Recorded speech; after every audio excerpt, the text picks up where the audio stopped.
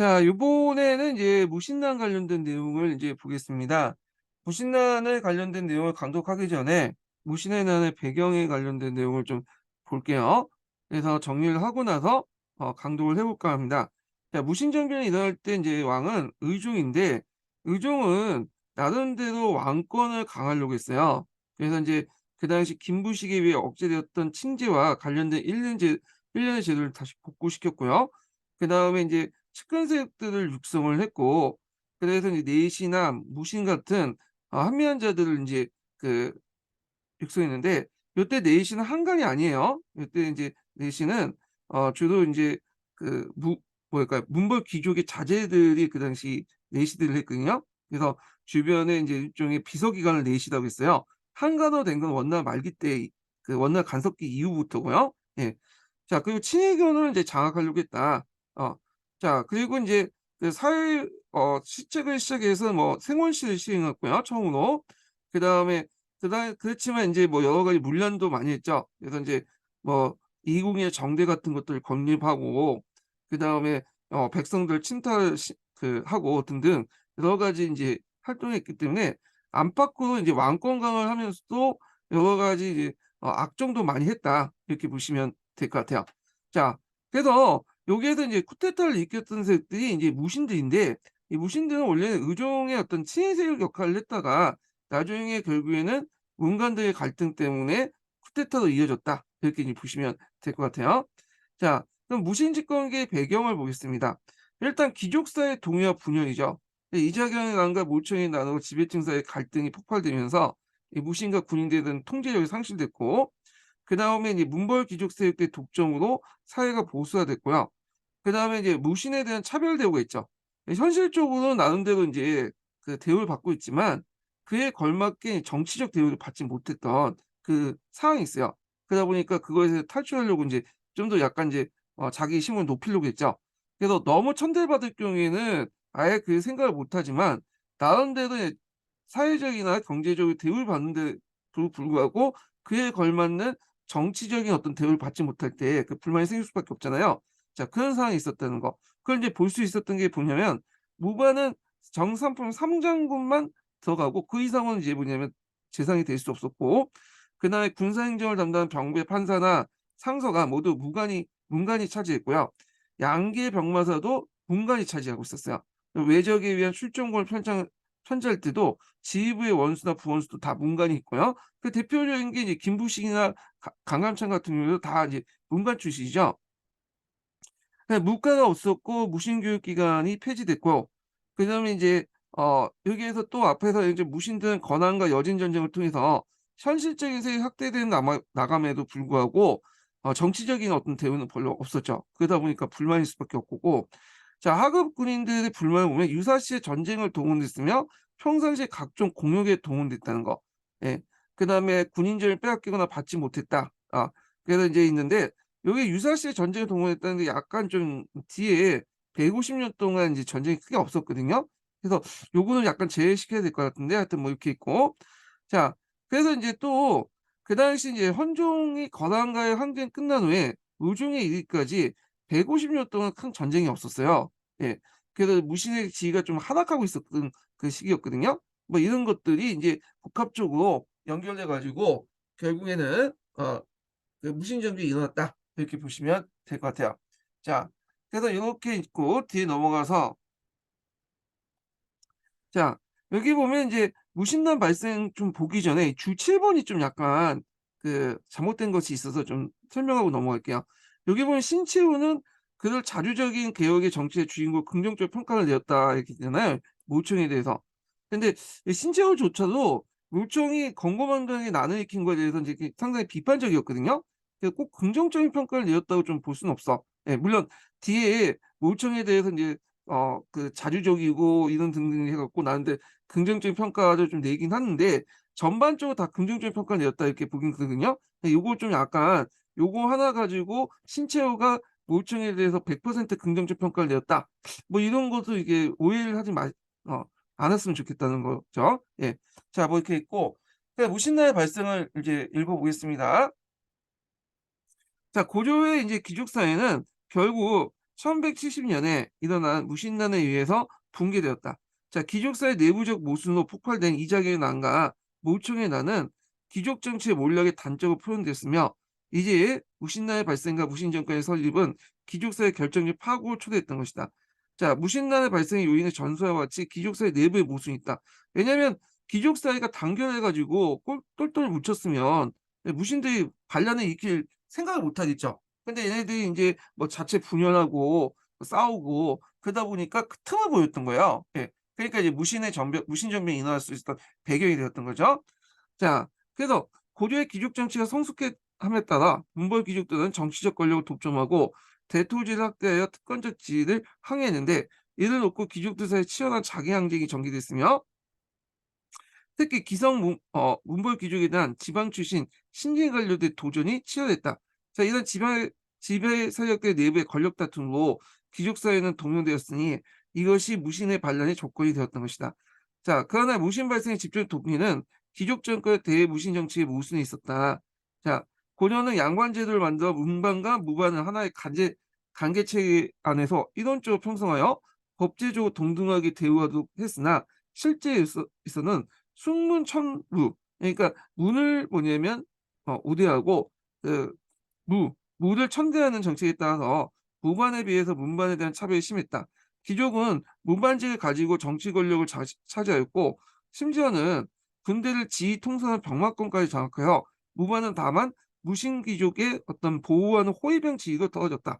그래서 이제 총사령관이나 출정군의 총사령관이나 반란군의 총사령관은 대개 무반이 맞는 게 아니라 문관 관료들이 맞는데 이거는 이제 예전에도 얘기했지만 송나라의 영향을 받은 것 같아. 송나라도 그런 게 이제 있거든요. 그래서 문신들이 무관들이 그 당시 총사령관으로 겸직을 하잖아요. 그건 이제 반란을 예방하기 위해서 그런 거고 이런 것들은 이제 조선도 연결된 것 같아요. 조선 이제 중간에 작가 이제 이성계 같이 그런 사람들에게 이제 권력을 줬더니 군대를 줬더니 위화도 해군을 했잖아. 그러니까 이성계가 막 자기가 이제 조선이라는 나라를 세우다 보니까 또 이런 일이 또 벌어질 수 있는 거 아니에요? 그러다 보니까 이렇게 이제 부신들에게 그 뭐냐 출정군 총사령관 자격을 준 게 아니라 문신들에게 이제 줬어. 장군들, 총지휘관을. 뭐 이렇게 있는데 고려도 이런 형성이 있는데 다만 예외적으로 고려 말기 때 그 이성계한테 권력을 줬던 게 군대를 줬던 게 이게 큰 실수였죠. 예. 뭐 이렇게 있고. 자, 그러나 이날 차별 대우에도 불구하고 무신들은 서서히 그의 지위를 상승시켜 나갔다. 양반이라는 법제적 지위를 근거로 요때 양반은 이제 신분이라는 의미보다는 동반서반이라는 이제 간직의 의미라고 보시면 돼요. 이거는. 예. 그래서 법제적 지위를 근거로 해서 거란과 여진과의 전쟁을 통해 현실적 수익을 축적해 나갔던 것이다. 1076년 문종 때 개정된 전시가에서는 그 무반의 대우가 좋아진 것이나 예종 4년에 무학제가 이제 뭐냐면 설치된 것은 이러한 추세에 반영한 것이다. 자, 귀족 정권의 천무 정책에도 불구하고 무반의 현실적 지위와 상승이 무신난을 일으킨 무신 정권을 세울 수 있는 기반이 되었다. 그래서 이게 지위가 상승한 데 비해서 정치적 대우는 낮잖아요. 그러다 보니까 불만이 생길 수밖에 없겠죠. 자, 이런 것도 이제 뭐냐면 무신 정변의 배경이 되었던 거고요. 또한 무신 정권에 대한 군인들의 불만, 이때 군인들의 불만한 건 일반 군인들 얘기야. 일반 군인들. 앞에 있는 이거는 무방계층들이고 지휘관층이고요. 자, 그 일반 군인들의 불만도 무신 봉기의 한 요인이 되었다. 자, 고려의 군인들은 일반 농민촌을 충당된 것이 보통이었다.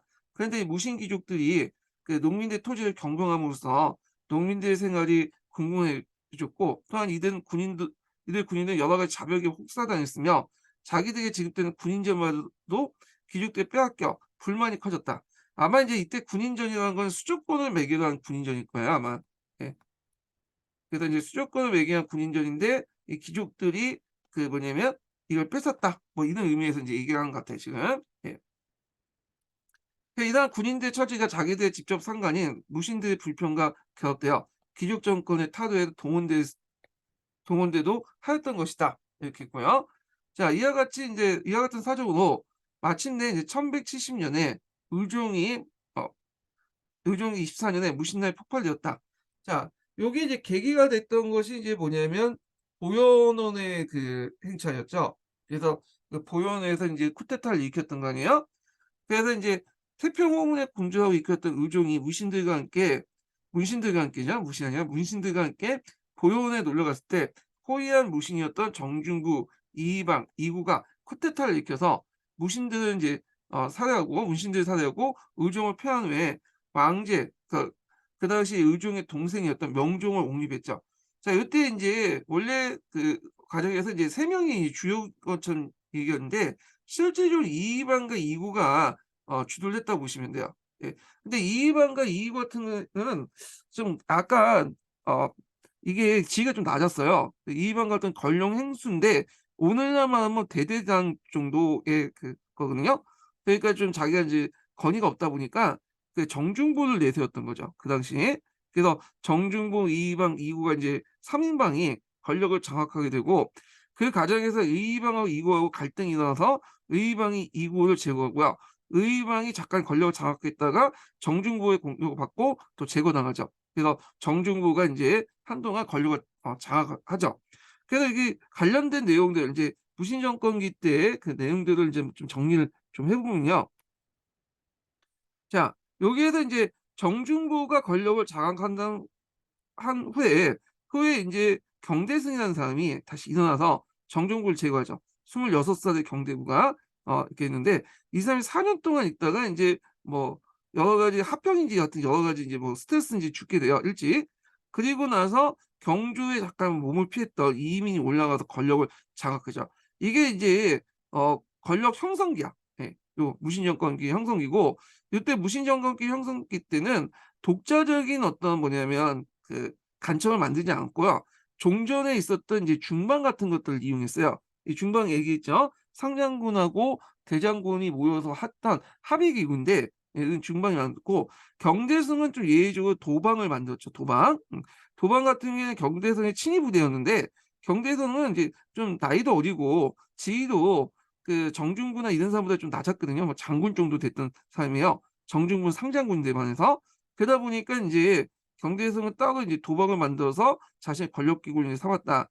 이렇게 보시면 되는데 이민이 집권하고 나서 이 도방이 해체됐다가 나중에 최씨 정권 때 부활이 되죠. 자 그다음 황립기는 이 최씨 정권 때부터죠. 그래서 인제 최충원, 최후, 최양, 최희 이렇게 해 가지고 인제 했고 요때 권력 기구는 인제 예전에는 이 고려 정부에 기생하는 어떤 형태가 됐잖아요. 근데 얘들은 독자적인 권력 기구를 만들어요. 뭐 도방도 있었지만 요때 이제 본격적으로 인제 만들었다 보시면 돼요. 그래서 교정도감이라든지 정방이라든지 서방이라든지 도방이라든지 이런 것들 독자적인 권력 기구를 만들었다. 어 그래서 되게 이제 무신정권 관련된 그 기출문제 보면 요게 많이 나와. 예. 독자적인 기관. 그래서 정방, 특히 청방 많이 나오죠. 자 후기 때 들어가면 이제 최씨 정권이 무너뜨리고 잠깐 이 김준, 이면의 아들 임유가 이렇게 정권을 장악했던 시기가 있어요. 이게 이제 무신 정권기 이제 그 말기인데 자 이때는 이 교정도감이 계속 이제 권력을 인제 중심 역할을 했죠. 자 그래서 이제 요렇게 있고 요런 형성기, 확립기 그다음에 이게 뭐라고 하죠? 후기. 무신정권 후기 때 이게 세 시기로 이렇게 나눠 볼 수 있다. 그중에 무신정권의 최정성기 때는 요 최씨정권 때죠. 무신정권의 최정성기 때는. 자 그러면 이제 관련된 내용을 이제 또 보겠습니다. 자 그래서 인제 이 집권하는 과정에서 무신들이 대규모 인제 살생을 인제 겪게 됐는데 이걸 뭐라고 하냐면 경인의 난이라고 해요, 경인의 난. 예. 이때. 그래서 그때 무신들이 살해하고 의종이 패하고 명종이 옹립되는 그 과정에서 경인의 난 같은 것들이 라고 한다. 그래서 인제 이 경인의 난, 정중부의 난 이렇게 인제 보시면 될 것 같아요. 자 이렇게 보면 무신난의 발생과 무신정권의 출현은 결국 우발적인 사건이 아니고 문신귀족 정치에 누적된 어 모순에 따른 필연적인 결과임을 알 수 있다. 자 이에 따라 지금까지 귀족사회가 붕괴되고 새의 무신정권이 성립되어 정치, 경제적, 사회적으로 커다란 변화가 일어나니 무신난은 고려사의 일대 전환점이 되기도 한다. 그래서 이 무신정변을 계기로 해 가지고 정기와 후기로 나누죠. 정기와 후기. 예. 이분법 쪽에 나눌 때 이렇게 이제 나눈다는 거 기억을 해 두시고요. 자, 그 관련된 이제 풀색 내용을 이제 좀 보겠습니다. 106 페이지 잠깐 볼게요.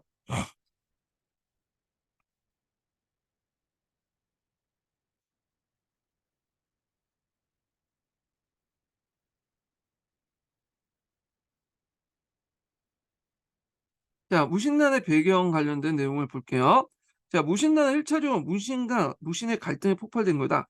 자, 고려시대 무신은 문신과 더불어 지배층을 형성하고 있었다. 자, 문신은 문직, 무신은 무직에 따라 이제 승진하도 되어 되도 승진하도록 되어 있었다. 그러니까 현실적으로 무신은 문신에 비해서 여러모로 차별 대우를 받았는데 일단 상황이 정해져 있죠. 그 정상품 상장군까지 승진할 수 있었고 그 이상 승진하는 문신직을 받도록 되었으나 거의 불가능했다는 거예요. 근데 이제 문신전 그러니까 문신들이 정권을 장악한 후에 예 이것이 인제 좀 바뀌게 되는데 그 뒤에 좀 얘기하겠지만 정상품 상장군에서 더 올라가려면 문신직을 받으려고 했는데 대개 문신 집권자들 이 요걸 받았죠. 그리고 거꾸로 인제 뭐냐면 이 문관 계층 이들이 무신직을 또 받았어. 그래서 문무가 교차를 하는 경우가 있어요. 문무 교차제를 교차제를 실시했죠. 그래서 문신이 무관직을 받고 무관이 문신직을 받는 형상들이 이 고려의 무신 정권기기 때 일어났죠. 자, 이건 나중 얘기고요. 근데 결국 문신은 2푼 이상의 재산이 될 수 없었다. 자, 군사 행정을 담당하는 방배 판사나 상서는 모두 문신이 차지하고 있었고 그 외지역에 대한 출정군 평성시 지휘부의 원수, 부원수 등도 문신이 맡았다. 자, 군사적인 성격이 강하게 띠고 있는 양계 병마사 역시 문신이 차지했으며 노상상견에서 문신의 이제 최고인 정상품 상장군은 문신의 종상품과 동등하게 대우를 받는 등 사회적 대우에도 차별이 있었다. 그러니까 이제 여기가 더 지위가 높은 데 반해서 하위직급보다 그러니까 여기가 지위가 높은 데 반해서 자기보다 좀 하위직에 있는 종산품하고 뭐냐면 이 당시 이제 동등하게 대우를 받았던 거야. 예. 노상상견이라는 건 뭐냐면 길거리에서 인제 마주칠 때 인사를 어떻게 하냐는 거죠. 그때 되게 하위직이 상위직을 먼저 보고 인사를 해야 되잖아요. 근데 인제 요 상황에서는 정상품직이 같은 문신이었던 정상품직을 볼 때 먼저 인사를 해야 돼.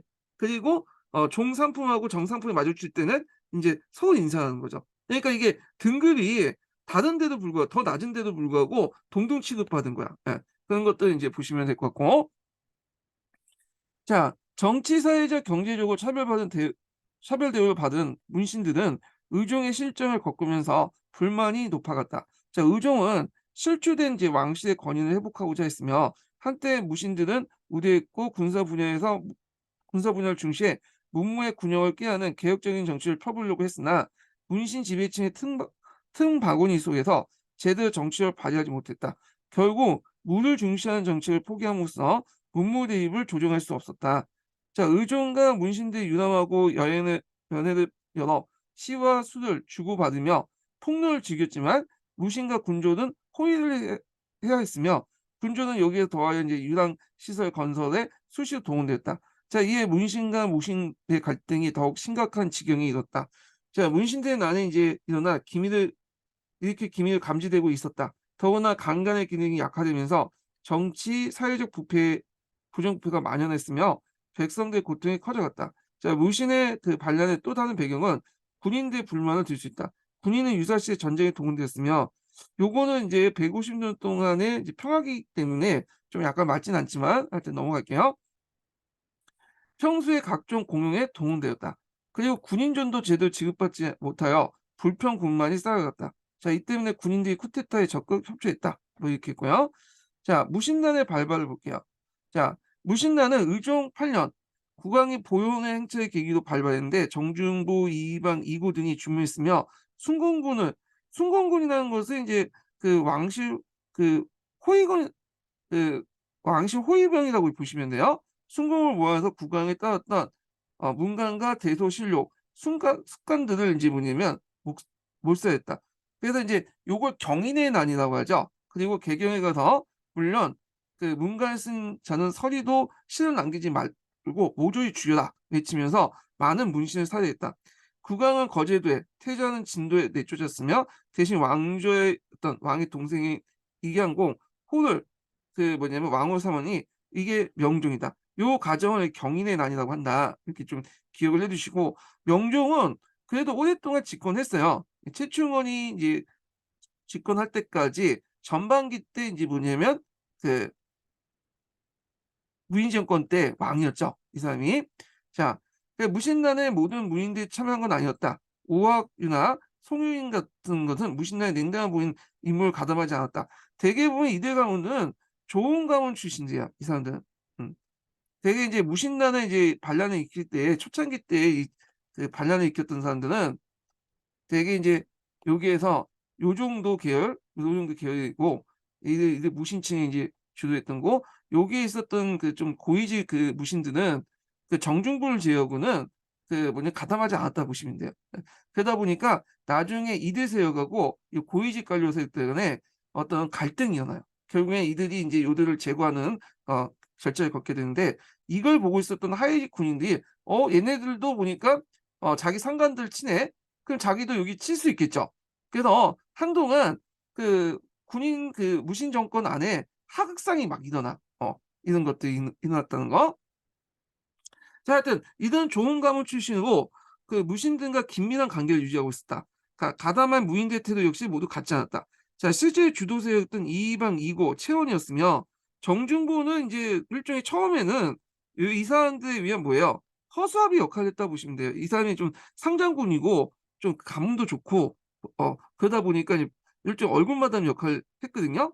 그래서 이제 정중부 오두모조 추대된 이후에 전반에 구체적으로 계획을 지었는데, 이이방과 이고는 그의 지혜에 따라 행동했다. 신분이 낮은 이제 무인들은 조원정, 정방호, 이이민은 행동대응으로 적극 행동했다. 자, 무신들은 정치 권력을 장악하고 정치 운영을 전담했다. 개경에서 문신들이 대거 제거됐지만 무신들이 쉽사리 정권을 장악할 수 없었다. 문신과 연결된 세력이 사회에 널리 포진되어서 반무신란이 반발을 했던 것이다. 이렇게 있죠. 자, 그럼 관련된 내용을 이제 또 여기에서 읽어보겠습니다. 1170년 의중 24년에 정중부 등이 일으킨 무신난에 의하여 수립된 무신정권은 원종 11년 임명부자가 몰락할 때까지 100년 동안 계속됐다. 자, 이동안 이제 무신들은 초월적인 권력을 가진 무신 집권 정점으로 정부의 요직을 이제 차지하고 정권을 장악했다. 그러나 무신 정권이 시간의 지남에 따라서 그 성격이 변화하면서 이들 형성기, 항립기, 분계기. 그래서 형성기는 아까 지금 최씨 정권 이전, 항립기는 최씨 정권, 최씨 정권 이후에 이제 후기 때는 분계기, 이게 세 식으로 나눠볼 수 있는데, 여기 형성기 관련된 내용을 이제 보겠습니다. 자, 최초 무신 정권기의 형성기는 그 무신 정권 제가 어디까지 있는 거야? 어디까지? 잠깐 여기 처음 무신 정권기 형성기는 정중부가 무신난을 일으킬 때부터고 1196년 최초는 이이민이 제거하고 집권할 때까지 말한다. 자, 이때는 아직 무신 정권의 기반이 확립되지 못하였고 무인 집정의 지위가 불완전했기 때문에 무신 정신은 무신 세력의 집합체인 중방에 의해서 이루어졌다. 이거 예전에 중방 관련된 내용 시험 문제 나왔죠? 음. 이거는 상장군하고 대장군, 2군 6위의 상장군, 대장군의 합의기고요. 예전에도 있었는데 이게 이제 중방의 권력이 좀 약간 약했어요. 왜냐면 그 도병마사에 밀려 있었거든요.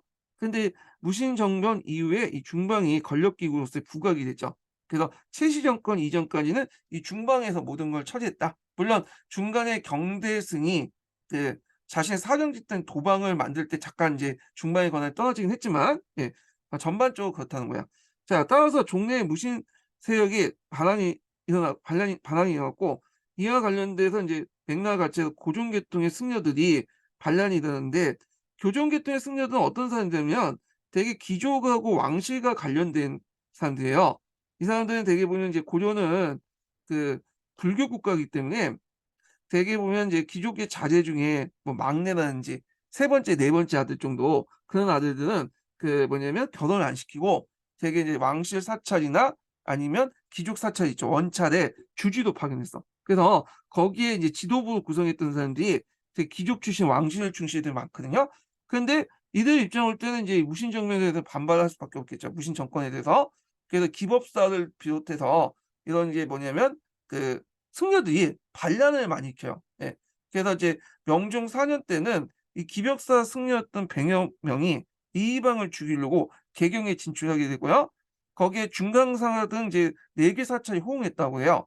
그래서 인제 이방은 이에 대한 보부, 중강사, 홍화사, 기법사, 용사, 복군사 등을 주변에 개경에 있는 사찰을 다 이제 파괴를 했다고 하거든요.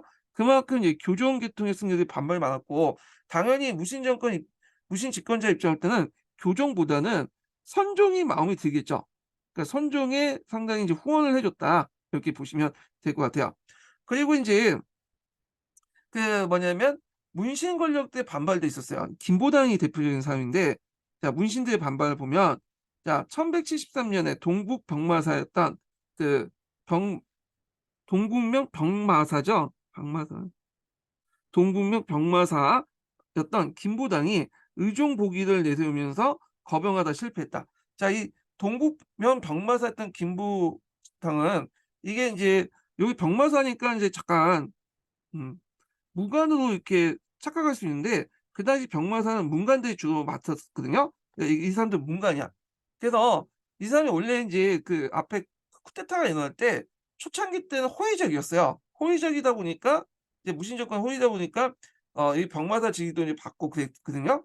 근데 무슨 이유인지 모르겠는데 뭐 무신 토벌과 왕의 복위를 또 내오면서 그냥 왕의 복위를 인제 그 의종의 복위를 그 뭐냐면 병분으로 병사를 일으켰어요. 그러니까 병난을 일으켰던 거죠.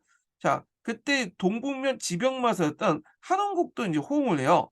어 그리고 장승성 같은 사람은 이제 거제도에 있는 막 국왕을 모셔다가 계림, 경주에 나와 살게 하거든요. 자 결국에 이 반란은 그 당시 김보당의 체포에 실패하게 되고요. 그리고 이때 인제 또 한바탕에 또 무신들이 큰 한을 입죠.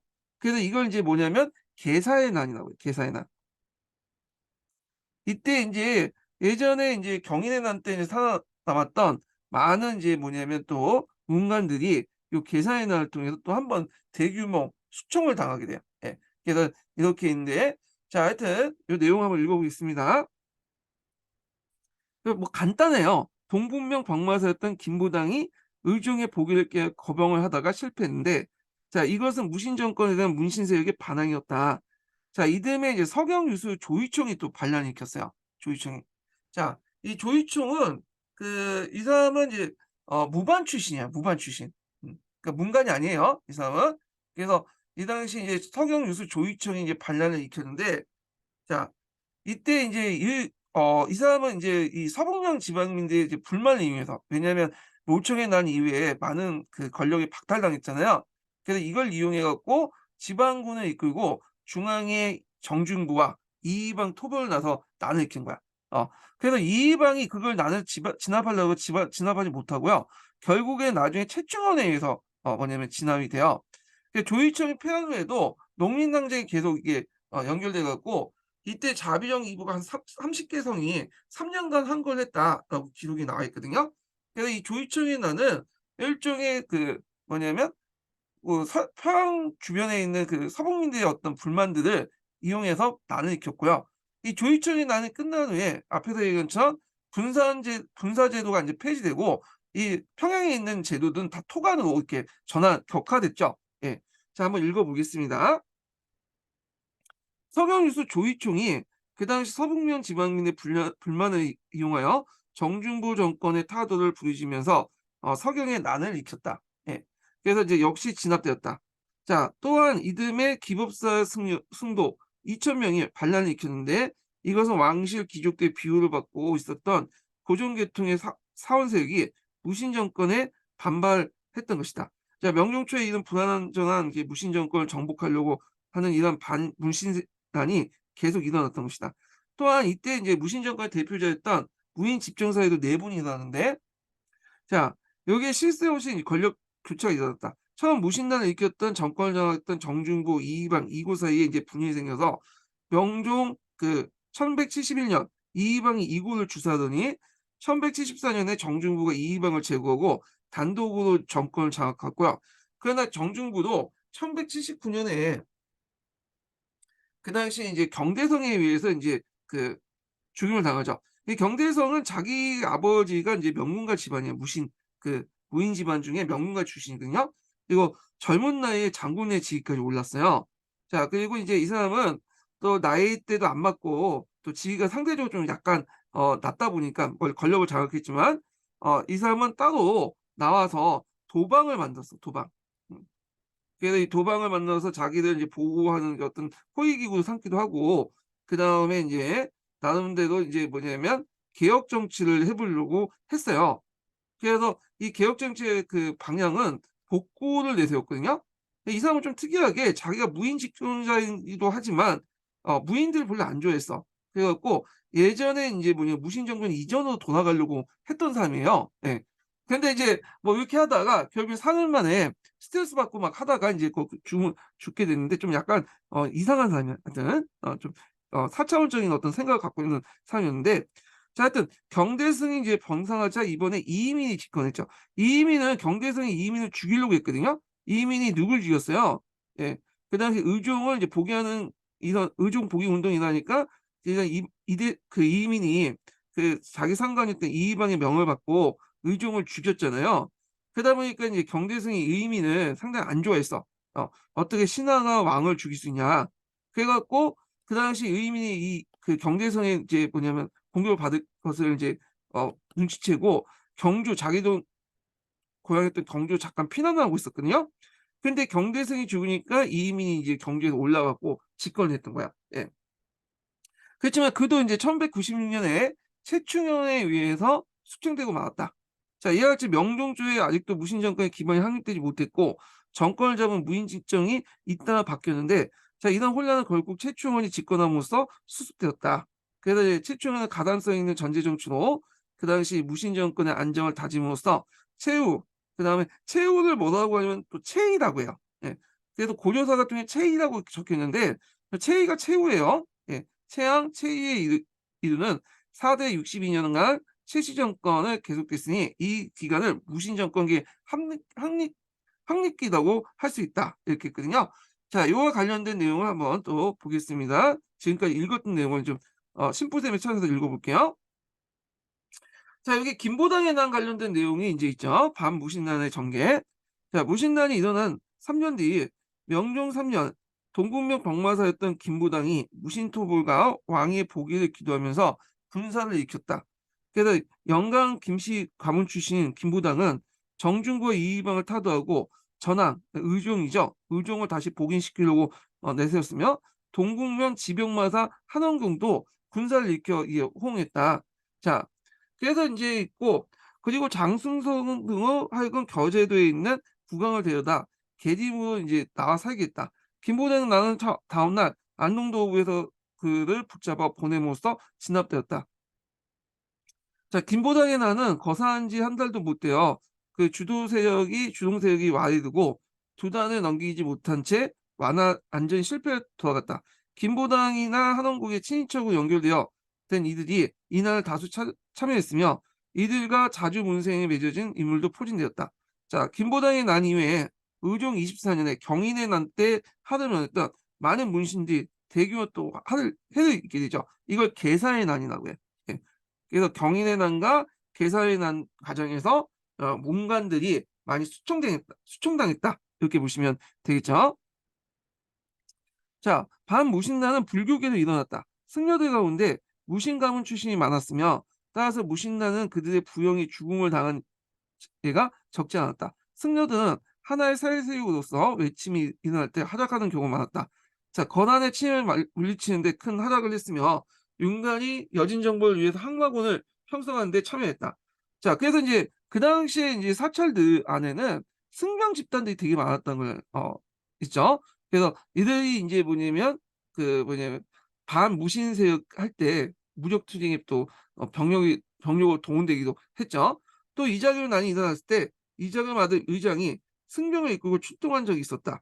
자, 이거는 이제 이자겸이 인제 자기가 인제 집권을 하니까 그 당시 인종의 측근 세력들이 들고 일어나니까 이거에 대해서 그 당시 이자겸 아들이었던 의장이 승병을 이끌고 출동한 그 내용을 얘기하는 거예요. 예. 자, 명종 4년에 정원의 기법사 승려 100명이 이방을 죽이려고 개경을 진출하여 이방 군대와 충돌했다. 또 중강사 등 4개 사원 승려 2,000명이 무기 들고 이방을 공격했다.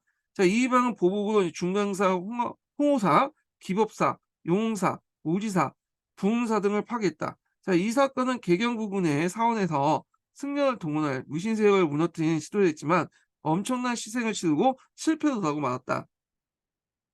비슷한 시기에 이제 서경 유수였던 조이총이 정중부 이방대 토벌 목표로 군사를 일으켰다. 자, 김보단이 난과 다소 성격이 다르지만 무인 정권에 대한 저항이라는 점에서 같았다. 자, 무인 정권에 상당한 위협을 줬지만 역시 실패에 돌아갔다. 자, 무인들은 이른 반발을 물리치고 정권을 장악해 100년간 세력을 유지했다. 자, 무신나의 계기로 몽골 귀족 체제가 종말을 공언했으며 그들과 연결된 불교 세력도 상당히 타격을 받았다. 그래서 무신나는 고려 정기와 후기를 나누는 분수령이 되었다. 이렇게 이제 보시면 될 것 같고요. 자, 그 다음에 이제 관련된 내용을 또 한 통해서 한번 읽어보겠습니다. 최씨 정권과 관련된 내용을 이제 좀 볼게요.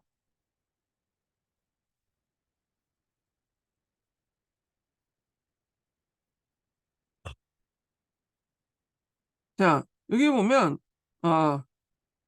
최충원은 가담성 있는 전제 정치로 무신 정권의 안정을 다짐으로써 최후 차양 시기에 이른 4대 60년간 최씨 정권의 이 계속되었으니 이 기간을 무신 정권의 항립기라고 이제 할 수 있다. 자, 이때 교정도감이라는 독자적 기구를 만들어서 막대한 사병을 조직하고 자신의 무력 기반을 쌓는 자체적인 권력 기반을 확립하여 전형적인 무신 정권 형태를 갖췄다. 그래서 이 교정도감은 예전에 한번 시험 문제에 나왔죠. 예. 자, 이 교정도감은 이제 그 당시 집정부, 그러니까 권력을 가지고 있는 부서였죠. 예. 그래갖고 최충원 때 만들었던 기구 중에 하나예요. 그래서 이제 인데 이게 원래는 도감이라는 명칭에서 볼 수 있듯이 상설 기구도 만든 게 아니라 임시 기구도 만든 거야. 그 당시 이제 최충원의 암살 음모를 이제 뭐냐면 파헤치는 과정에서 만든 임시 기구였는데 그것을 이제 해결하고 나서도 계속 이제 존재하게 됐어요. 그래서 이걸 이제 최충원이 권력기구로 이제 삼았죠. 그래서 장을 이제 교종 별감이라고 보고요. 그래서 역대 이제 뭐냐면 그 무신 정권기 때 이제 그 집정자들은 이 고종 별감이라는 이름으로 통치하죠. 그래서 여기에서 주로 인사권, 검찰권, 재정권 이런 것들을 이제 다 장악했다. 그 인사권 같은 경우에는 나중에 이제 최후 때는 그 정방으로 이제 넘어가죠. 자, 하여튼 막강한 권한을 가지고 있었고요. 그래서 이 고정도감의 이제 설치는 고조 왕조와 별도로 무인 정권의 자체 권력 기구를 설치했다. 그래서 이거 자체가 정말 의미가 있는데 예전에도 그 고려 시대 때 전후로도 이제 독재자가 있었죠. 그래서 그 예전에 이자겸도 있었고 후에 이제 뭐 그 여러 독재자들이 나왔잖아요. 자, 그는 고려 왕실의 어떤 기구를 바탕으로 이제 통치한 거지 독자적인 어떤 기구를 만들어 갖고 통치한 건 없었거든요. 근데 세시 정권은 고려 왕조의 독자적인 권력 기구를 만들었잖아요. 고종도관처럼. 고종도감이나 정방이나 서방처럼. 그래서 이런 것들이 전후의 그 권력자하고 좀 다른 모습을 보이고 있다. 그래서 예전에 이제 요거 문제 나올 때 꼭 들어갈 말이 고려 왕조와 별도로 독자적인 무인 정권의 권력 기구를 만들어서 독재를 했다. 권력을 장악했다. 이 말 쓰셔야 돼. 예. 이거는 교종도감의 어떤 성격과 연결돼서 뭐냐면 물어본 거야. 이거는요. 그래서 요 관련된 내용이 22년 기출문에 나왔던 거거든요. 자, 하여튼 이것은 형성기의 무인 집정이 공식적인 정부 간직의 건의를 필요로 하고 중방을 통하여 그 무인 정치를 시행했으며 아직도 왕조의 부경이나 조직하지 못한 문객이나 가동의 사적 무역을 유지한 것에 비해서 자, 이 문객이나 가동이라는 것은 뭐냐면 초기 때 이제 무인 정권기들 때 이 당시 문객이나 가동처럼 이 무인 정권과 연결된 이제 사적 집단도 있었어요. 그러니까 이런 사적 집단들의 어떤 이익을 또 보호해 줘야 됐거든. 예. 그래서 하여튼 이들이 또 이제 뭐냐면 자신들이 이제 보호해 준 만큼 또 무력도 제공해 줬고요. 자, 그에 반해서 이제 커다란 변화였다. 그래서 공식적인 이제 최씨 정권의 독자적인 기구를 만듦으로써 그 고려의 정부 기관이나 아니면 문객이나 가동 같은 사적 무적에 의존 다른 그 무신 그 무신 정권하고는 좀 차별성을 뒀다. 이렇게 보시면 되겠죠.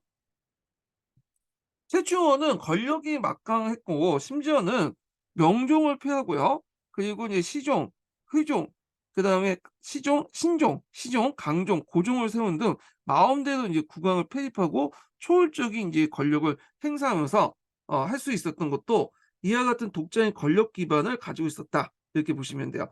여기 명종을 폐해서 이제 신종을 세우고 신종을 폐한 것보다는 죽었죠. 시종을 세웠는데 이제 뭐 이 사람은 이제 쿠데타하다가 쫓겨나고 뭐 등등 해서 5명의 군주를 세웠다 내세웠다 뭐 그렇게 이제 패했다 그렇게 했어요. 예. 그래 갖고 인제 권력을 행사했는데 그러면 최충원이 그 이의방처럼 그 의종 같은 걸 왜 의종처럼 의종을 죽였잖아요, 이의방은. 근데 왜 왕은 죽이지 않았어. 예. 패하기만 했지. 그 이유는 뭐냐면 앞에서 얘기한 처럼 이제 의의방을 죽은 이의민이 왕을 죽인 그것이 이유 때문에 어떻게 의방을 그러니까 의방을 죽인 게 아니라 의종을 죽인 이의민이 왕을 죽였기 때문에 후에 이제 욕을 더럽게 얻어먹었잖아요. 예. 그리고 자신의 어떤 권위도 떨어지고 이런 것들을 최충이 알았기 때문에 왕을 폐하더라도 유배만 보냈지 죽이진 않았어요, 이 사람이. 그럼 어떤 분은 최충원이 이렇게 강력한 권한을 갖고 있는데도 불구하고 스스로 왜 왕이 안 됐냐 그렇게 하신 의문을 이제 표하신 분들이 몇 명 있더라고요. 근데 최충원은 자신이 물론 이제 고정도관처럼 독자적인 권력기도 가지고 있었지만 아직까지는 고조 왕조의 기생적인 존재였어. 고조의 왕이 필요했던 거죠. 그리고 그렇게 자신이 권력이 강했음에도 불구하고 고조 왕을 폐할 만한 어떤 명분이나 정치 이데올로기가 아직까지는 없었어요. 그런 것들이 없는 상태에서 갑자기 고조 왕을 폐하고 자기가 왕이 될 경우에는 사방으로부터 공격을 받죠. 예. 그러니까 이런 것들을 알고 있기 때문에 자기는 인제 그 세컨드로 이렇게 이제 하고 2 인자로 이제 그러니까 실제는 1 인자지만 2 인자로 이렇게 행사하면서 허수아비 왕을 내세우고 이 사람을 1 인자로 만들고 자기 2 인자로서 실제로 1 인자로서 권력을 누렸던 거죠. 뭐 이렇게 인제 보시면 될 것 같아요. 자 그래서 인제 이렇게 했고 이에 따른 최씨 정권기에 전과 달리 일반 문신들의 옹호가 필요가 없게 되자 오히려 인제 무신과 중방을 옹호하는 억압하고 문신을 보호하는 역현상이 일어났다. 왜냐하면 인제 자기가 나라를 통치하려면 뭔가 이제 행정기구도 필요하고 이런 여러 가지 기구들이 필요한데 이 무신과 이런 중방들은 자기를 견제하려고 했지 이런 것들을 제공하지 못하잖아, 행정 서비스나 이런 것들을. 그러니까 문신들이 훨씬 더 중요했던 거야. 예.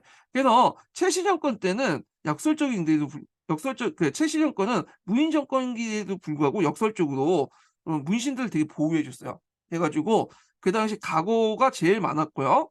그때 가고를 통해서 인제 그 지방의 항리 세력들 어 후에 인제 신진사들 기원이 됐던 지방의 항리 세력들을 대거 등용했다는 거. 어 이런 것들이 특징이죠. 예. 자 그래서 인제 그 최충원은 그의 독재 정권을 유지하는 데 쪼금이라도 방해가 되는 무신들은 가차없이 제거하고 중방 무신들의 권위를 무시했다. 반면에 최충원은 무신 정권의 위협이 없는 무력한 그 문인을 등용하고 그들의 행정적 능력이 이용했으니 그 이규보가 발탁된 것이 이때일이다. 자 그래서 여기 좀 눈여볼 게 이규보인데 여기서 본 게 이게 요건데 여기 문인들 등장했는데 요때 문인들은 문벌 귀족세력들이 아니라 그 지방 향리 출신들 능무능리야. 그러니까 문에도 능하고 행정실무에도 능한 이런 귀족 그런 지방 향리 출신들 대거 등용했고요. 그리고 인제 그 대표적인 예가 이규보예요, 이규보. 예. 이규보가 인제 최씨 정권이 발탁이 된 후에 그게 뭐냐면 동명왕편 같은 여러 이제 뭐냐면 글들을 썼죠. 물론 동명권 그전에도 썼지만 이게 널리 이제 알려진 거는 인제 뭐냐면 최신권 때니까. 그래서 이규보가 죽은 후에 동국 이상국집이라는 문집을 만들었잖아요. 동국 이상국집. 자 이런 문집을 만들 수 있었던 배경이 됐던 게 뭐냐면 최씨 정권이 적극적으로 지원해 줬기 때문이에요. 최씨 정권이. 예. 자 뭐 이렇게 있고 자 최충원은 또한 무단 정치로 당시 반발했던 밀란을 진압하는 동시에 사원세의 반항도 억압했다. 그러니까 무신 정권에 대한 승부의 반란은 무신난 직후부터 일어나기 시작하여 최충원 집권 후에도 특히 심했는데 대개 교종 계통의 이제 반란들이죠. 자 이들은 국처 이래 망실 비호를 받고 문신 귀족과 연결된 기법사 등 교종 계통의 사원 세력으로 무신 정권에 대립하는 복구적인 항쟁을 일으켰다. 자, 이에 최씨 정권은 무력에 의해 탄압으로 이들 사원 세력들을 억압한 동시에 교종 대신에 이 선정 사원들과 연결됐죠. 요건 뒤에 좀 다시 얘기할게요. 예. 그리고 인제 그 당시 최충원은 그 당시 이제 밀란이 막 일어나고 하니까 사회를 좀 안정화시키기 위해서 뭐냐면 왕에게 봉사 10 조를 올리죠. 봉사 10 조. 심의 10 조라고 하죠. 사항을 타개할 수 있는 심의 10 조를 올리는데, 자, 그래서 여기에서 이제 정치, 사회, 경제 여러 가지 문제를 지적을 하고 개혁할 것을 인제 주장을 하게 돼요. 자, 이것은 인제 이걸 통해서 정변 자신의 인제 쿠데타의 정당성을 인정받고 정치 기강을 이제 세우려고 했던 거고, 또 당시에 이런 것들을 내세울 만큼 고려의 사회에 여러 가지 문제점이 드러났다는 거죠. 그렇지만 실제로 시행하지는 않았다. 개혁 정책은 이렇게 내세우기도 했지만 자신의 쿠데타를 정당화시키려고 했던 것뿐이지 이걸 실천할 의지도 없었어요, 이 사람은. 자, 그래서 인제 요 내용들이 있는데, 자, 그러면 요 관련된 내용을 한번 읽어 볼게요. 예, 여기 뭐 간단하게 적혀 있어 갖고 요거는 여기부터 한번 끝까지 읽어 보죠. 예. 자, 그러나 이제 1258 년에 최이라는 것은 이제 그 마지막 집권가죠. 집권자죠. 최씨 정권의. 그 김준과 이면 등에 의해서 제거됨으로써 4대 이제 최씨 정권이 무너지고요. 자, 무신 정권의 붕괴기로 접어들었다. 처음에 이제 김준이 무인 집정이 되어 정권을 장했으나, 자, 1268 년에 이면에게 뺏기고요. 그리고 인제 그 뭐냐면 이것이 다시 그의 아들 임요에게 전했는데, 이런 사이에 무신 정권도 점차 약화의 길을 걷게 되었다. 자, 김준과 이면, 임요의 부자도 무인 집정의 지위를 표시하는 교정 결감이 되어 무인 정치를 계속된 것만은 사실이지만 이제 독자적인 집정 기구와 무력 장치로서는 사병 집단 그리고 이를 유지하기 위한 경제 기반이 약화되어 그 무인 집정의 지위가 불완전했던 것이다. 자, 이와 같이 김준 이념 정권이 자체 기반이 약화되어 수 무너져고 가고 있었지만 이를 붕괴시킨 결정적 요인이 된 것은 밖으로부터 압력이다. 당시 이제 몽골의 간섭이 이제 무신 정권의 종속이 불가능하게 만드는데, 몽골은 항몽의 주동자인 그 무신 정권을 무너뜨리고 하였고, 고려 국왕도 우인 정치에 약화된 왕권을 회복을 깨달으면서 몽골과 결합했다. 그래서 결국에 원종 11년에 몽골 세력의 옹호를 받은 국왕이 그 뭐냐면 강화도에서 개경으로 한도를 명했으나 이묘가 이를 듣지 않자 홍문교나 뭐그 송송해 같은 등이 이유 일당을 주력했으니 이에 왕정이 복구되고 100년간에 계속된 무신 정권의 종언을 고하게 되었다. 예, 이렇게 했죠. 자, 그래서 인제 이렇게 했는데 요 과정을 좀 다 보충 설명하면, 그 당시 인제 이면이 인제 그 집권했잖아요. 예. 그때 이면이 이제 집권하고 나서 원종을 폐위시켰어요. 원종을 일찍. 그래서 원종의 동생을 이제 내세웠는데, 이 태자 충녕왕이 그 당시에 이제 원나라에 가 있었거든요. 그래서 충녕왕이 자기 아버지가 폐위됐다는 소식을 듣고 원나라에 군사를 요청을 했어. 그래서 원나라의 지원으로 다시 원종이 복귀되고요. 그리고 이제 원종이 복귀된 후에 그 뭐냐면 몽고세력의 옹호를 받는 국왕이 개경으로 이제 한도되면서 왕정 복귀를 했다. 이걸 좀 기억을 해 두시면 될 것 같아요. 자, 그래서 인제 이렇게 있고 요 관련된 내용을 한번 풀셈에서 이제 찾아서 좀 보겠습니다. 예.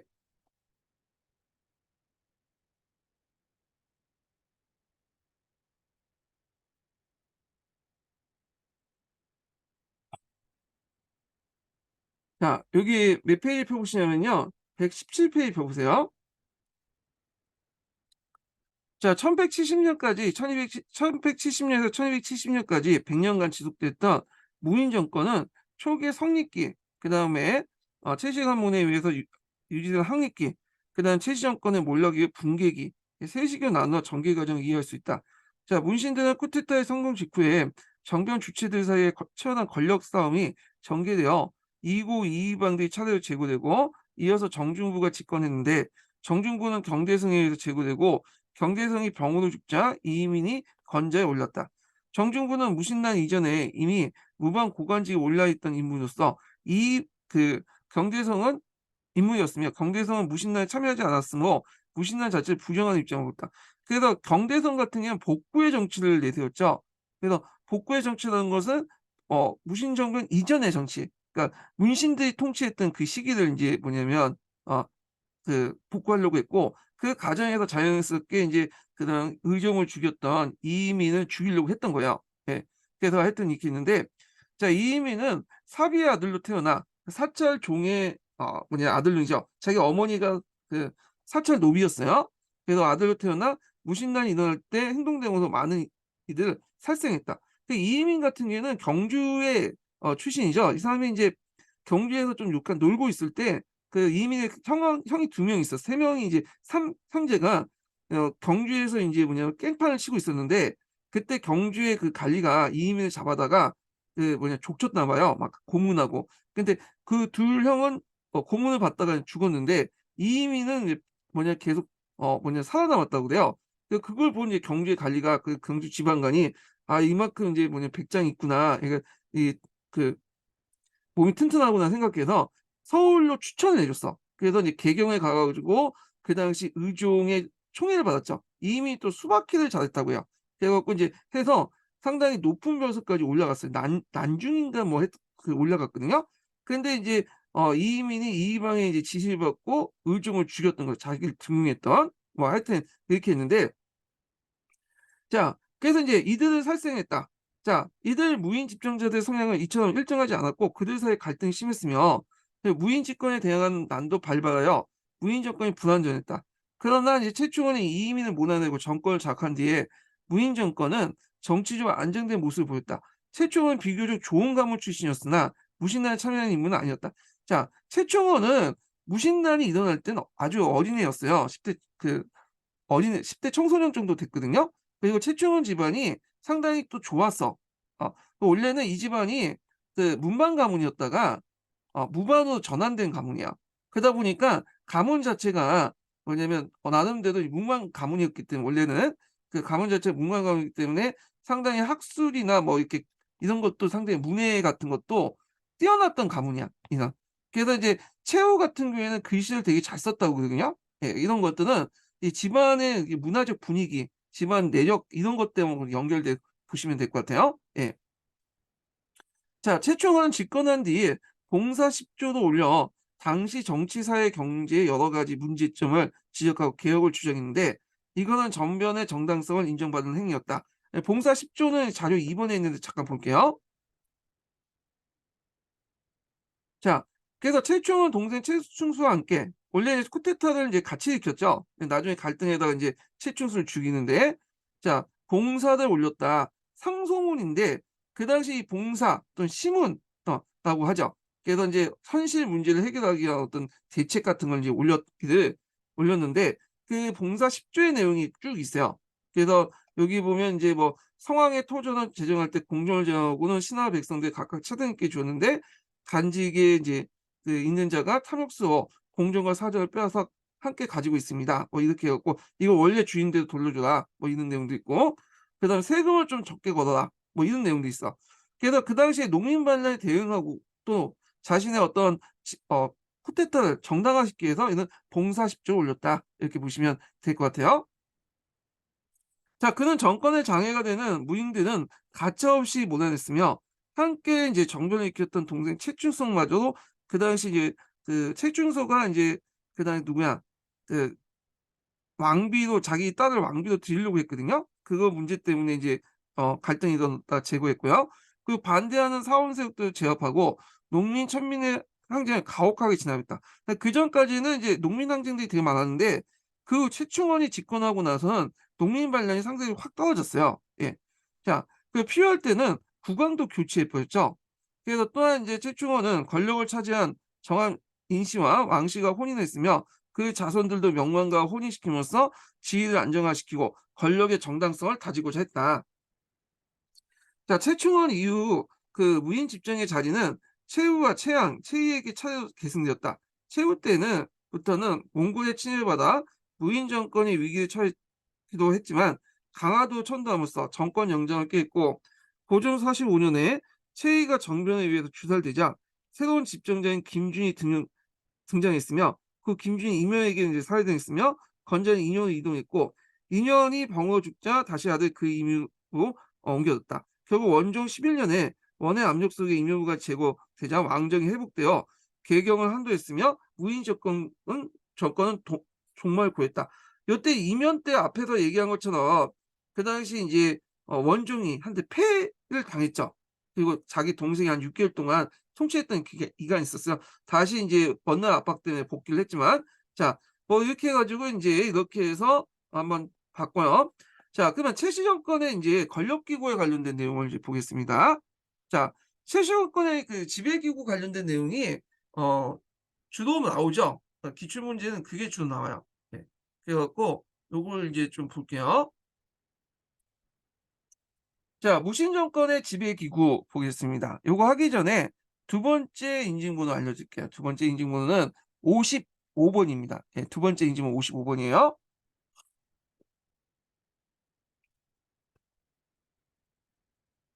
자, 무신 정권의 지배 기구를 보면요. 무신단 이외에 삼성 육부의 공식적인 정부 기구는 그대로 종속되었고 많은 문신들이 이들 간부의 간직에 임명되고 있었다. 그러나 무신 정권은 독자적인 지배 기구를 통해서 무인 정치를 행했으며 종래의 이제 정부 기관은 형식적인 존재일 뿐 무력하게 그지없었다. 따라서 무신 집권기에는 비록 문신이 최고의 정치 기구인 중소문화성 제신에 임명되었다 하더라도 그의 실질의 권력은 보잘것이 없었고 오히려 낮은 간질을 가진 무인 집정이 초월적인 실권을 행사했다. 처음 문신들이 정권을 행사한 곳은 중방이었다. 그래서 이제 있고 그 무인 정치의 초기에는 아직도 독자적인 기구가 형성하지 못하였고 종래 최고 회의 기관인 중방을 통해서 정치를 시행했다. 자, 이때 무신 정권의 제1인자였던 무인 집정의 지위가 확고하지 못했기 때문에 무신 세력들의 집중 기관인 중방을 이용하지 않을 수 없었고 일반 문인들은 중방을 통해서 무신 정권에 참여했으나 중방은 모든 무신들의 연합 정권 기구 같은 구실을 하였던 것이다. 그러나 최충원이 집권하여 그 당시 이제 무신 정권 확립기에 접어들면서 독자 정치를 실행할 수 있는 독립된 지배기구가 성립되는데 최충원 시종에 의해서 경강 후에 책봉되었고 흥령부를 이제 뒤에 그다음에 이제 이게 후에 이제 진강부, 진양부로 계칭을 했거든요. 그래서 여기서 볼 수 있듯이 부가 주어지는 부.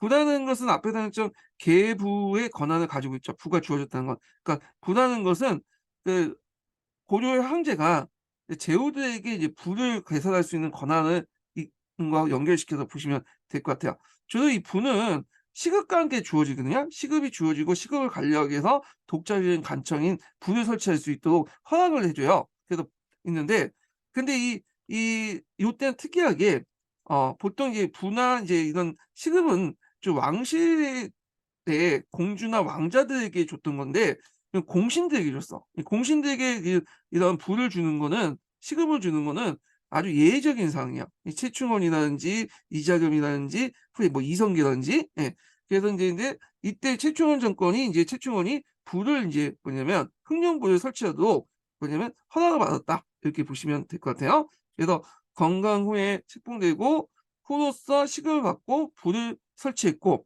독자적인 뭐냐면 간직을 뭐냐면 설치할 수 있도록 권한을 받았다 이렇게 보는데 자 이는 무신 정치의 이제 형식적인 공의를 뜻하는 것이다. 그러나 실제로 이제 그 최씨 정권의 최고 집정부는 기능한 것은 교정도감이었다. 이 집정부라는 말 좀 기억을 해두세요. 이거 22년 기출문제 나왔죠? 교정도감.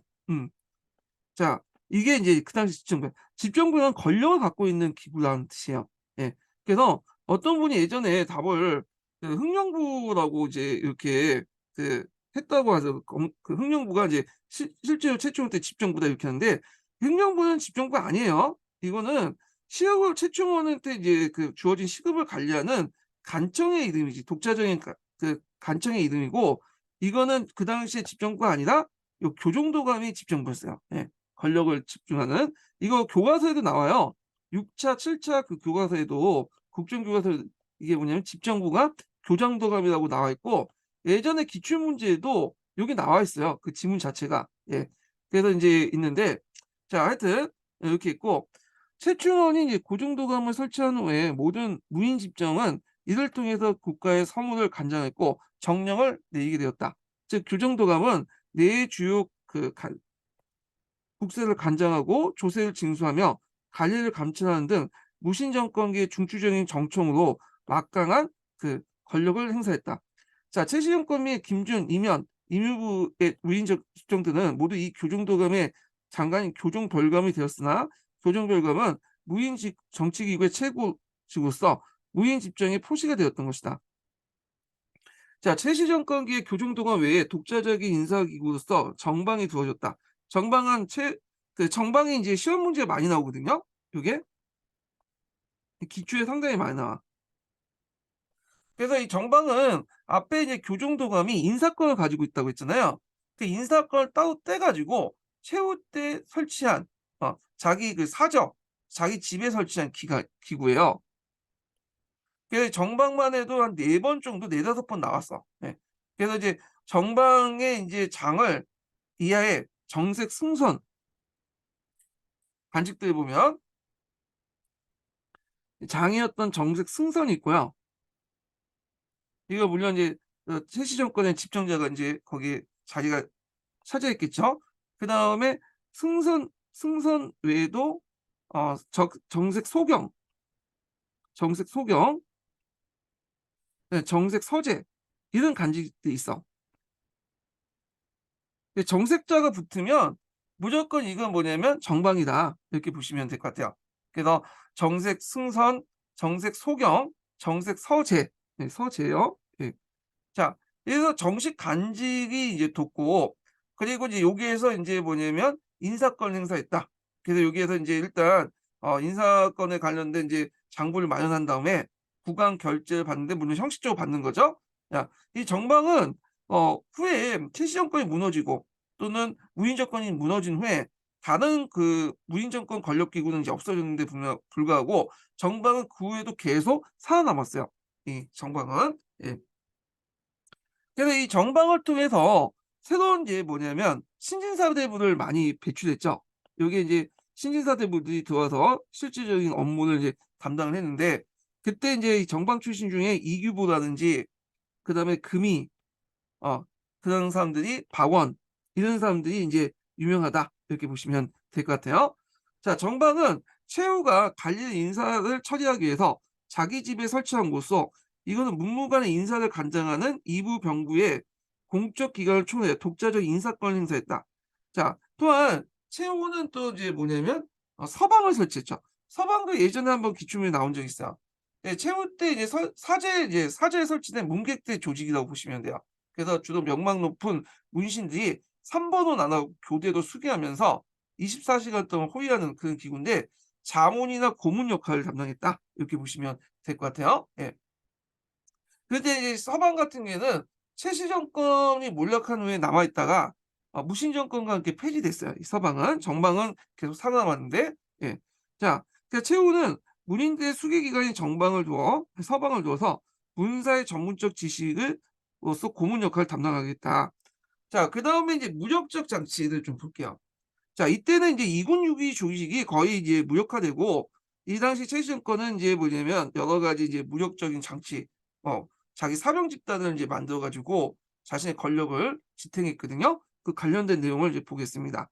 자, 여기 보면 한편 이 최씨 정권은 그의 정권을 보호하기 위해서 무력 장치로 사병을 조직하였다. 처음에 정중부 등의 무신난이 있기 때 국가의 공병이 부병을 이용했으나 무신 정권이 부병이라는 건 2군 6위를 이용했다는 거예요. 자, 무신 정권을 수입한 이후에는 자신을 보호하기 위해서 자기 집정에 무장한 문객과 가동 등을 양성했으니 이것이 사병 집단의 선거가 됐다. 그래서 무신 정권 이후에 이제 뭐냐면 이렇게 이제 문객이나 가동들을 이제 양성했는데 이건 최씨 정권뿐만 아니라 기존에 그 전에 있었던 그 무인 집정자도 그랬어요. 자, 이런 것들이 사병 집단의 선거가 되었다는 거야. 뒤에 이제 경대성은 100명의 결사대를 사제에 유속해 하고 이를 도방이라 불렀는데 이는 사병 집단을 조직한 것이다. 자, 도방은 이제 경대성이 죽은 후에 폐지됐다가 다시 최씨 정권이 이제 부활시켰죠. 그래서 최충원은 이를 6번 6개로 나눠 교대로 수익해 하고 최양 때 이것은 이걸 36방 번으로 확장했으며 막대한 사병 조직을 갖추었음을 알 수 있다. 예. 자, 그래서 도방 같은 경우에는 완전히 이제 사병 집단이에요. 이 기원이 됐던 게 이제 앞에서 언급했던 어 그 문객이나 가동 같은 것들이 인제 기원이 돼 갖고 이제 만든 사병 집단이고요. 그다음에 이제 또 하나가 이제 뭐냐면 삼별초가 있어, 삼별초. 이 삼별초는 그 최씨 정권이 만든 건데 최후 때 만들어졌죠. 이 도방과 함께 이제 최씨 정권의 무력 기반이 됐던 것이 삼별초였고, 삼별초란 처음에 최후가 나라 내 도적이 많아서 이를 막기 위해서 야별초라는 걸 두는데, 보통 초자가 들어가면 군사 중에 특별한 목적을 뽑는 그 군사, 그러니까 특공대라고 보시면 돼요. 예. 그래서 군사 중에 특별히 뽑은 특공대, 특수부대 이런 뜻이죠.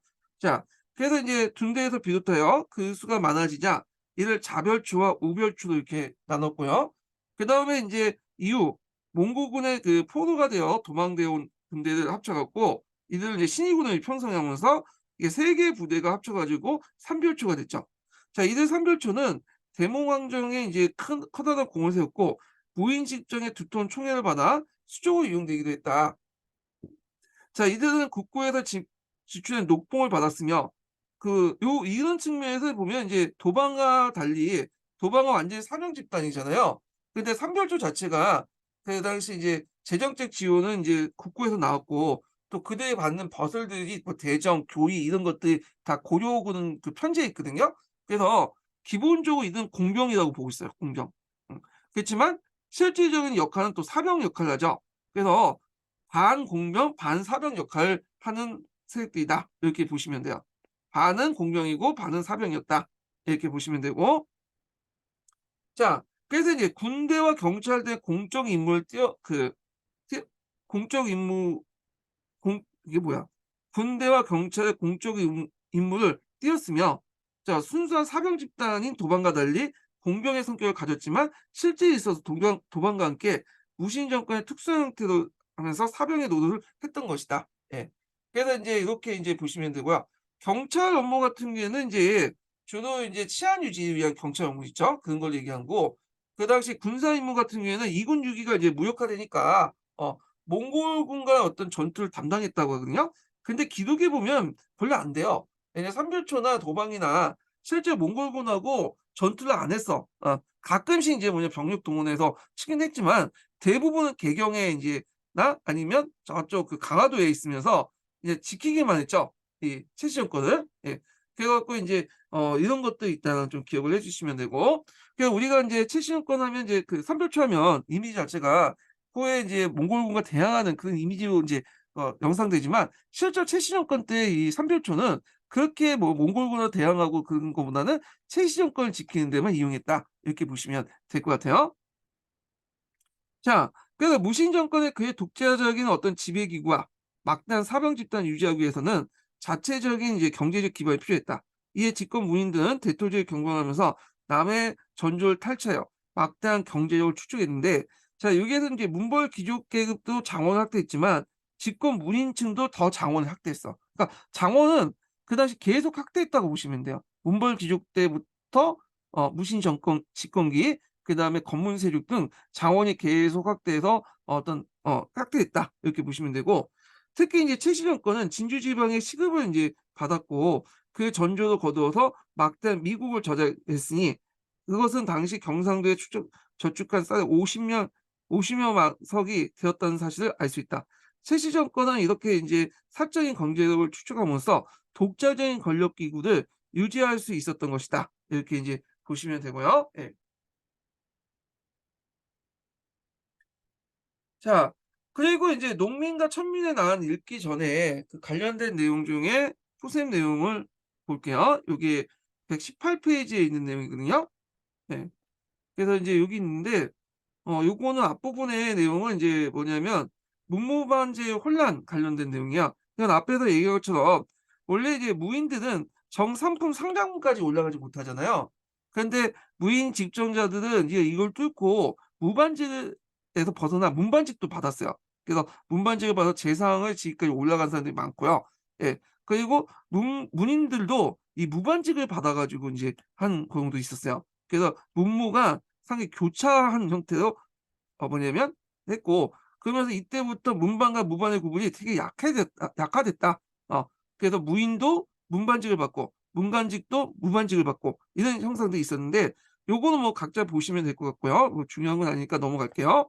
자, 그 무인대 치부행위 보면 많았죠. 예.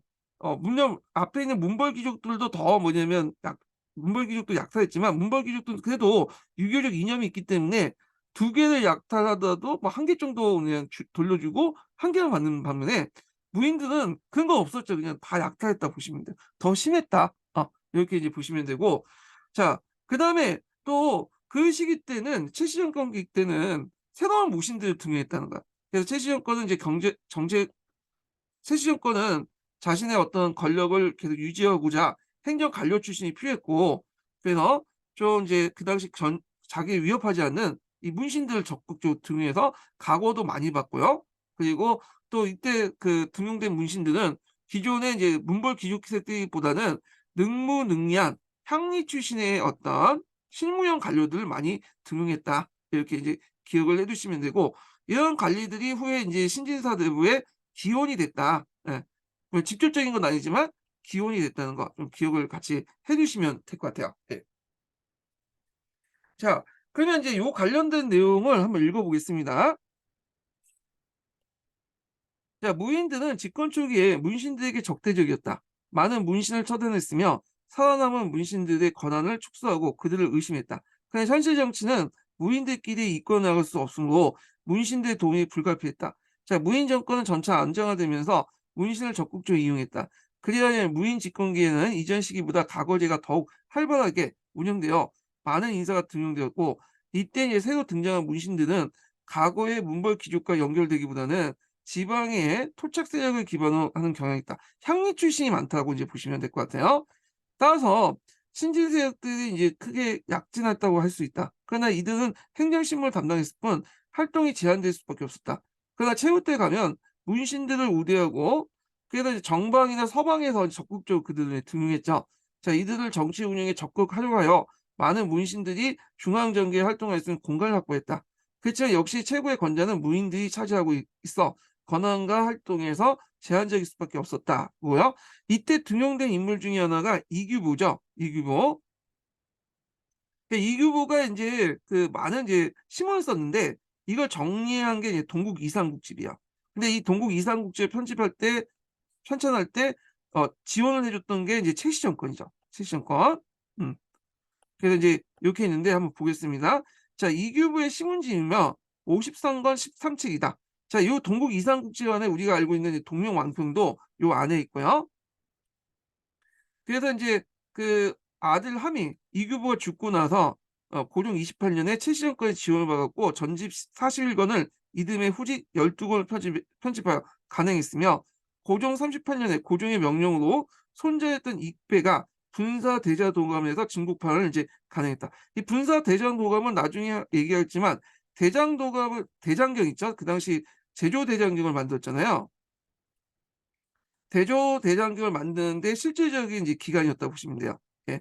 이 대장도감은 그래서 주로 진주에 있는 건데, 진주는 그 당시 최정권에 이제 기반이 있었던 그 시급지였죠. 예. 그래서 이걸 경제적 기반으로 해서 만드는데, 이때 뭐냐면 같이 이제 여기 중복판을 간행했다. 그래서 이 동국 이상국집을 이제 그 최씨 정권이 지원했던 거에서 보는데, 이걸 볼 수 있는 게 이 분사 대장동감에서 중국파를 간행한 것이 이런 것들을 볼 수 있는 거죠. 최씨 정권이 지원하되 간행됐다는 걸 볼 수 있죠. 자, 뭐 이렇게 해서 이제 한번 봤고, 자, 그 다음에 정방 교정도감과 사병 관련된 내용인데, 요거는 좀 쉬었다가 진행을 하겠습니다. 네.